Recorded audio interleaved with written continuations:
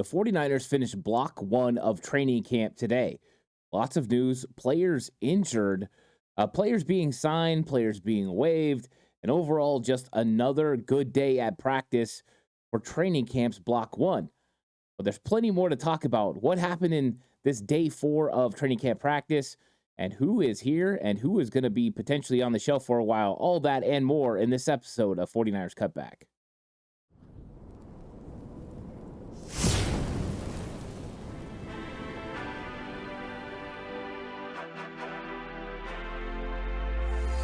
From the alley-oop to Keysar to the glory days at the stick. From who's got it better than us to brick by brick. It's always the 49ers way, from off-season to game day. Yeah, we talk back. It's the 49ers Cutback.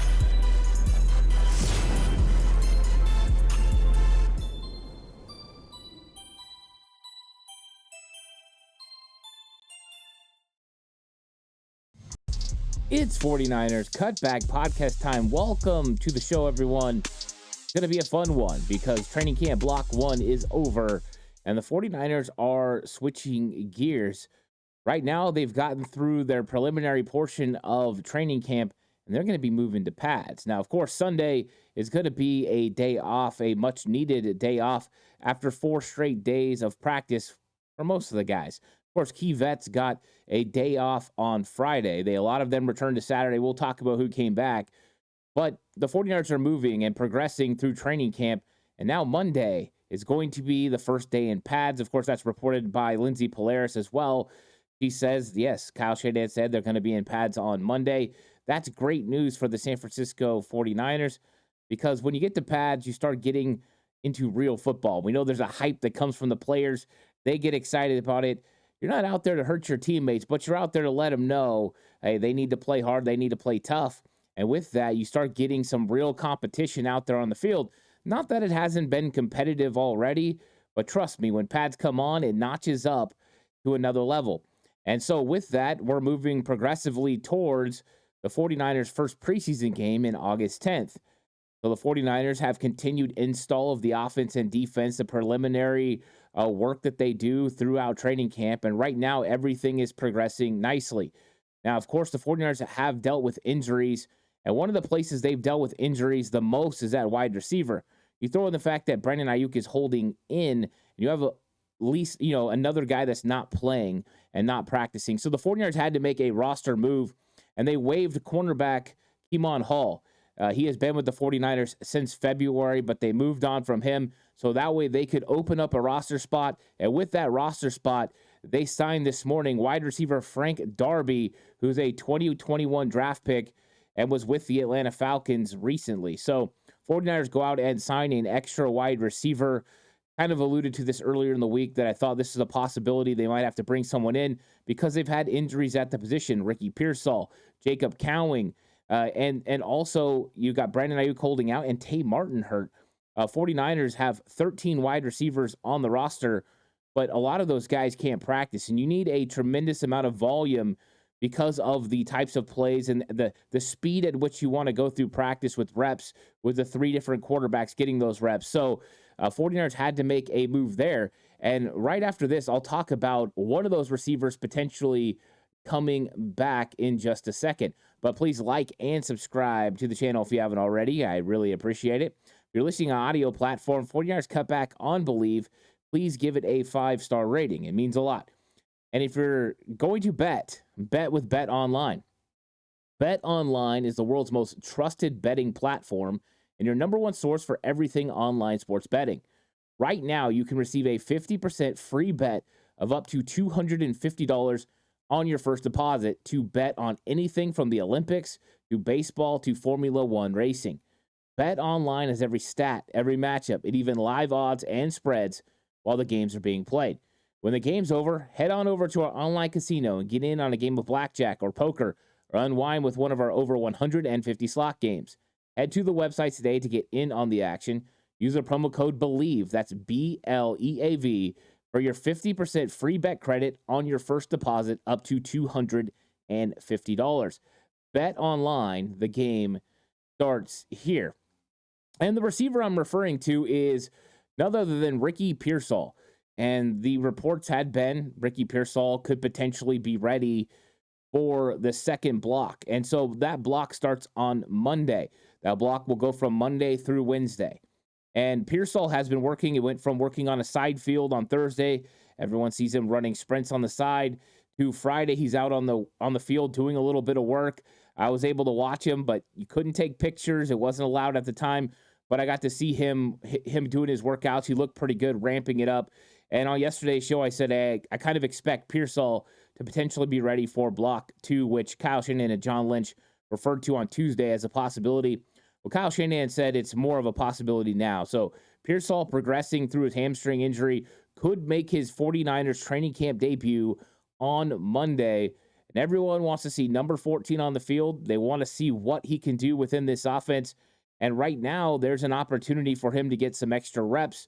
Still players out, including Ayuk being one of those guys, but also his fellow rookie is out as well. Jacob Cowing is now dealing with a hamstring. So you had Pearsall coming to camp with an injury, the hamstring. Then you had Isaac Guerendo get a hamstring on day 1 of training camp. And now Jacob Cowing dealing with a little bit of hamstring. So you're seeing some of the rookies struggling a little bit. And it happens. That's one of the things that is tough about this time of the year and why you have to slowly ramp things up. And that's why the 49ers brought the rookies in to try to get them acclimated to the schedule. Now, Ricky was hurt before he got there, but Cowing and Guerendo went through the first week getting progressed up so that way they would be ready for training camp. It seems like it just didn't quite work. So those two guys still hurt and on the mend. And Jacob Cowing, we'll see when he comes back. He did miss Saturday's practice. There were some players that returned to practice that had vet days, maintenance days, as they like to call them. And so they were back. Nick Bosa returned, George Kittle, Charvarius Ward, Christian McCaffrey, center Jake Brendel returned to the fold as well. Defensive tackle Malik Collins, he was back. And then Demetrius Flanagan-Fowles, I'd actually seen him working on the side field on Fridays at practice. I zoomed in to see who it was. It was across the field in front of the gym there, and I went ahead and took a picture. It was Flanagan-Fowles, and so I expected him to be working back, but I didn't know if it was going to be today or if it would be for block 2, but he came back and did some more work on the side field, so it looks like he may be in line to be in pads on Monday. That would be really huge for them. Spencer Burfurd was also on the field getting some work in, but we found out from Kyle Shanahan that Spencer Burfurd has a broken hand. So Burford is likely to be out 2 to 3 weeks, according to Kyle Shanahan, and they're trying to decide if it's best to do surgery on the hand.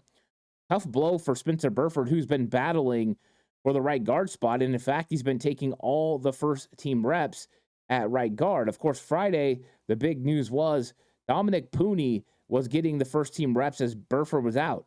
We didn't exactly know why Burford was out. They never alluded to it. And you only get injury information when Kyle Shanahan speaks to the media. None of the other coaches know or want to know, so that way they don't have to express it to the media. So Kyle Shanahan spoke with the media, and that's what we found out. Burford, broken hand. It's going to open the door for Dominick Puni because not only is Spencer Burford an offensive lineman dealing with an injury at the position, but so is John Feliciano. We finally found out it wasn't a vet day Friday, but he's dealing with a little bit of a knee injury. Not a lot of information about it, and I'm guessing it's nothing serious, but that's going to mean Puni is going to have an advantage, and we'll see what happens behind him now. Could that open the door for Nick Zakelj or for Ben Bartch to get extra reps potentially at guard? Would that change where Jarrett Kingston lines up? Could he now get some reps at guard if Burford is out 2 to 3 weeks and Feliciano kind of matches him and stays out a little bit longer than what we're hoping? So it could open the door for some young players to get some extra reps, for some guys who maybe thought were going to be discarded getting some extra snaps, especially after Ben Bartch took center number 1 snaps on Friday, and Nick Zakelj took center number 1 snaps as well. So they alternated. They both got reps.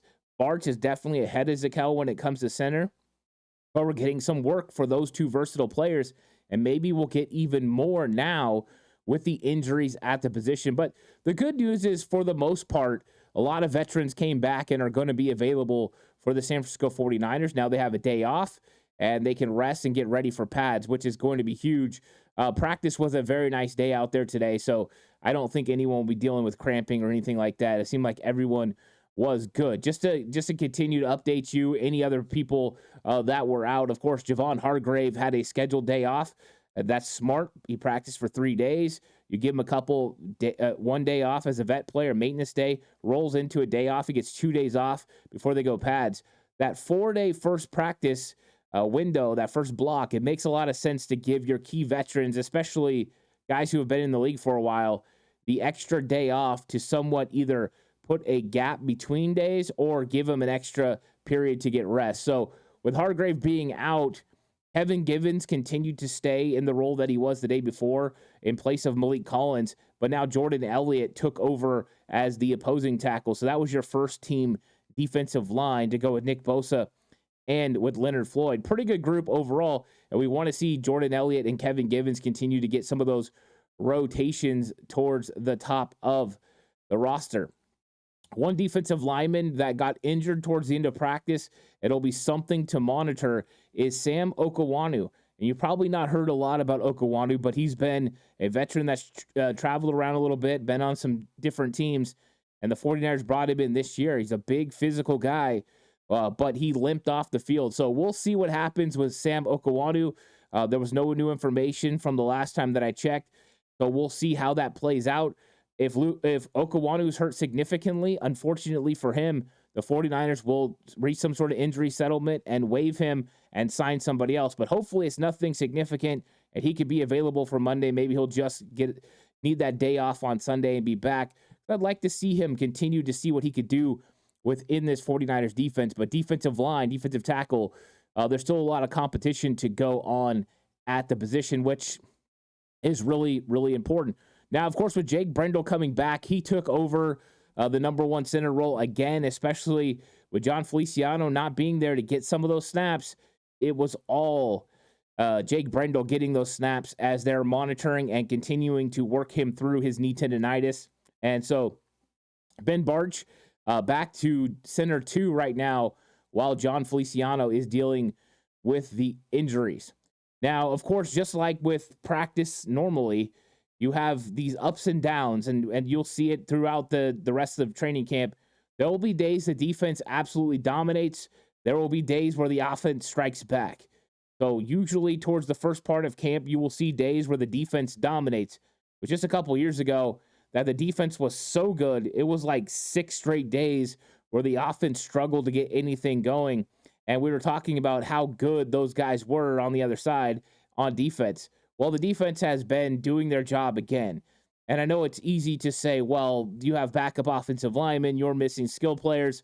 That is always going to be a part of it. But some of it is defense adjusting to the overall implementation of the defense, and then is just a little bit ahead of what the offense does. Usually takes the offense a little bit longer to gel, a little bit longer to get advantage of the install. But plus, the install starts really slow. You're not doing any play action. You're not doing a lot of the things you do within the offense that can keep a defense off balance. And so the defense usually reigns supreme early. Then the offense will strike back, and then it'll be a consistent back and forth effort as we move through training camp. So it's been kind of fun. And of course, the defensive line for the 49ers is really good. They're getting pressure on Brock Purdy, and that should be to be expected. So no unnecessary, undue, complaining about the offensive line right now. We'll see what happens when they get in pads. That'll change the game a little bit. That'll make it more exciting. Then you can kind of have an idea of, who would get sacks a little bit more than right now, where they're not wearing pads. And it's not all about contact right now. It's just about being in the right spots at the right time. One good news report that came out of training camp today was Joshua Dobbs looked comfortable. And me seeing him on Friday, I thought that he looked a lot better than what not only had been said about him like on Wednesday, where it was kind of reported that he was terrible. I didn't think he looked terrible. I felt like he was a guy that was learning the system, learning the offense, and trying to figure out where he's supposed to go with the football. We do know that the coaches asked them to make certain throws, to look for certain looks, to take chances on some throws they wouldn't normally take. We've seen him go vertical down the field a little bit more than he probably would have. We've seen him stay and hang in the pocket a little bit longer than he normally would have, or he would have got outside the pocket, threatened with his legs, and then chose to run and put some defenders in some really tough situations. That's what makes Joshua Dobbs successful in the NFL. It's not his pocket work, delivering the football from the pocket consistently, but what he could do outside the pocket as well. So I think we're going to see Josh Dobbs continue to develop over the next several weeks as he gets more familiar with running Kyle Shanahan's offense and figuring out what Kyle wants within this offense. But once it starts getting into full 11 on 11, move the ball. Right now, they're not really doing move the ball. So the difference between 11 on 11 straight practice, they bring the ball back to the same spot every single time. With move the ball, it changes situations. All of a sudden, you get a 6-yard run by Christian McCaffrey. Now it's 2nd and 4, and you play that way.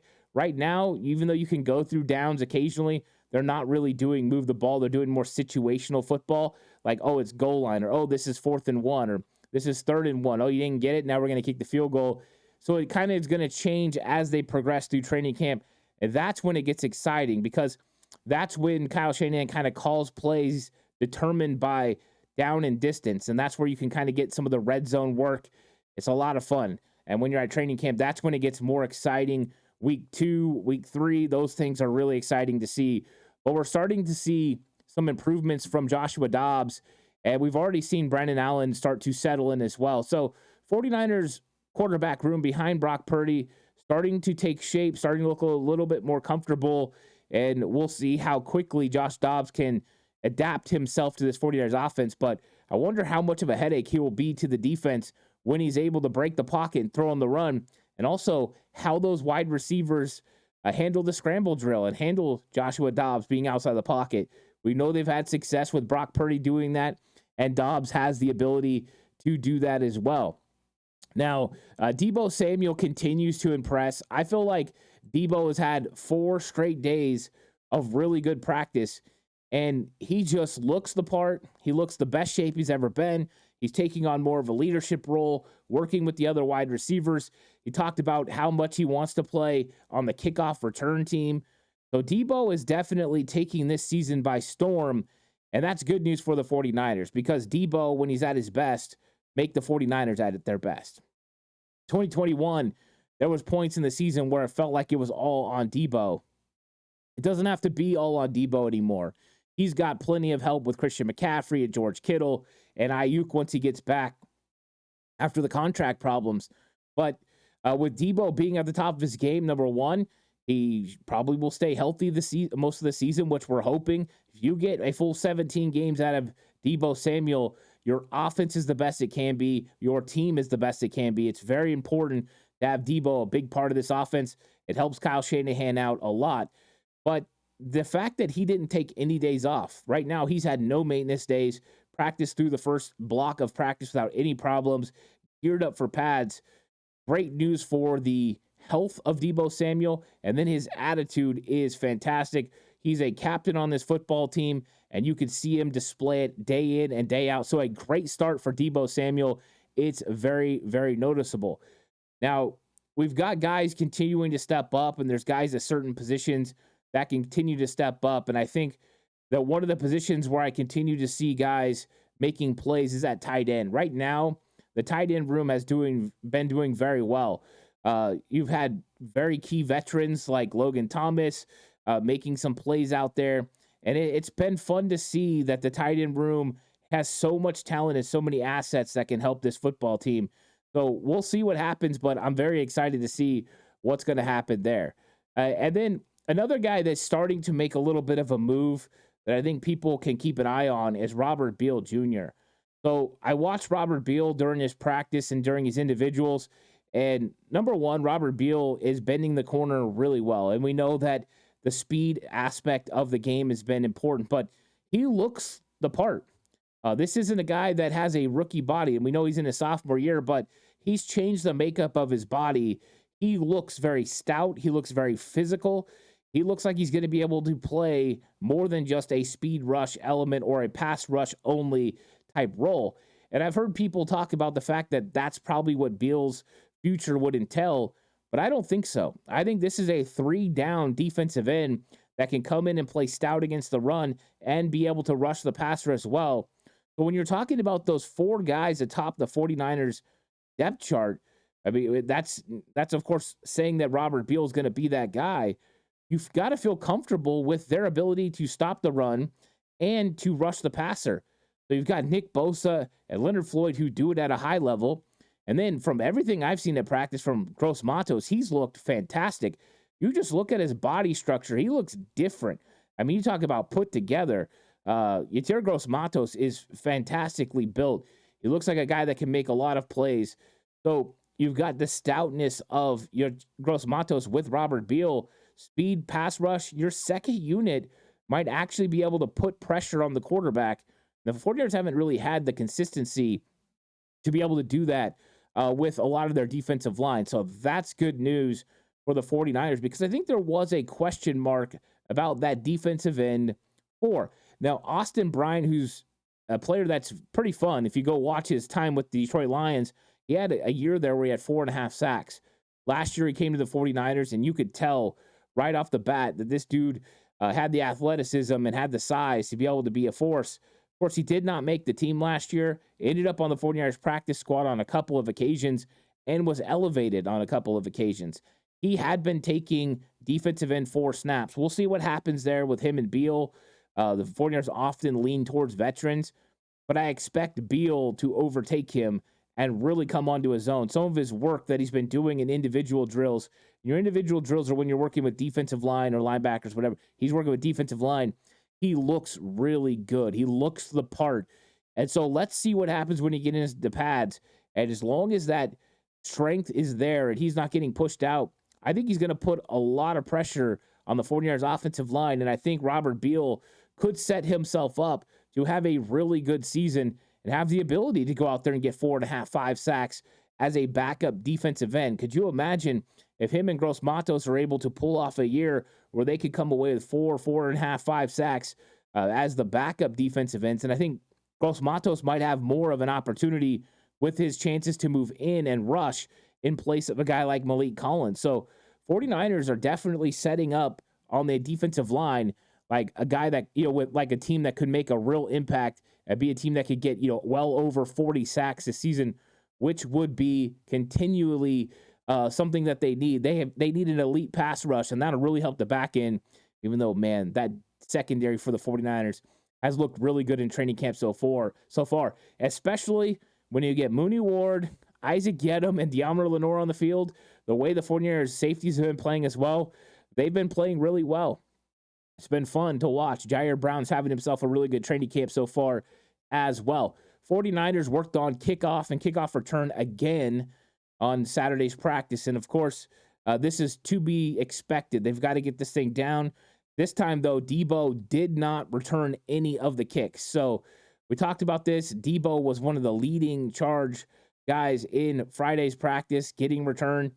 He was not a part of it, but they had the guys that were a part of it were Danny Gray, Ronnie Bell, Elijah Mitchell, Cody Schrader, and Trent Taylor, as well as Ambry Thomas. So Ambry Thomas got added to the mix as well. I think Danny Gray and Elijah Mitchell are 2 guys that make a lot of sense for this. I wouldn't even be surprised if Deebo's not in it as well, but running back and then Danny Gray's speed, he's different. He's one of those guys that's able to, if he gets through that first line, he's gone. It doesn't matter if you have a defensive player as the kickoff guy or if it's the kicker. He's gone. It's going to be hard. So you get past that first wave, you're talking touchdowns. It could be a huge element to the football games this year and could be a huge element for the 49ers. Only thing better than scoring touchdowns on offense is not having to worry about it and scoring them on special teams. Those types of things could flip the game. So the usual suspects were back out there. I think Danny Gray's one of the leaders in the clubhouse when it comes to kickoff return. And I think Deebo right now, if you were just going off the guys who are the best at it, you'd be looking at Danny Gray and Deebo Samuel. If you're looking at guys that are right there with them, Elijah Mitchell and Jordan Mason are 2 guys that look interesting. To me, Trent Taylor doesn't really look like a kick return option. Punt return, yes. Kick return, no. It was interesting that they added Ambry Thomas, and it could be Ambry's opportunity to make this team could come in that category. So that might be something that is really, really huge. So it's, we're getting to the part now where they're going to be getting into practice. And with it comes news that Talanoa Hufanga is going to be returning to 49ers practice pretty soon. Kyle Shanahan talked about the fact that it could come around joint practices with the New Orleans Saints, which we know are between week 1 and week 2 of the preseason. And so that August 18th game could see the fact that Hufanga is at least healthy. He probably will not play in that game, but a return around then could mean he's going to be ready for week 1 of the regular season, which has been his goal the entire time. And I said the other day on the Red and Bold show, if it gets to the end of August and he's not back at practice, not activated from the PUP list, I would be concerned about his availability for week 1. But coming back in that week between preseason game 1 and preseason game 2 means he is on target, could reacclimate at practice, and be ready when we play the Jets in week 1 of the regular season. So good news for the 49ers as far as you got Pearsall coming back next week, Talanoa Hufanga in 2 to 3 more weeks. 49ers are getting healthy at some positions. Of course, there's work to do at other positions, but we'll see what happens with these guys getting healthy. But overall, it was a good first block of the season for the San Francisco 49ers. Block 2 starts Monday and runs through Wednesday. Block 3 will start Friday and run through Sunday. And then the 49ers will be getting close to that last block that's going to be available for fans. It ends on Dwight Clark Day, August 7th. So this thing is speeding up and getting done. But I think so far we've seen some guys step up. We've seen some guys come on the scene and make an impact. We've seen some veterans getting some work. It's going to be a long training camp still. It's going to be a lot of fun. Excited about it. And we're getting closer and closer to the season starting. Let me know what you think about the practice reports throughout the week.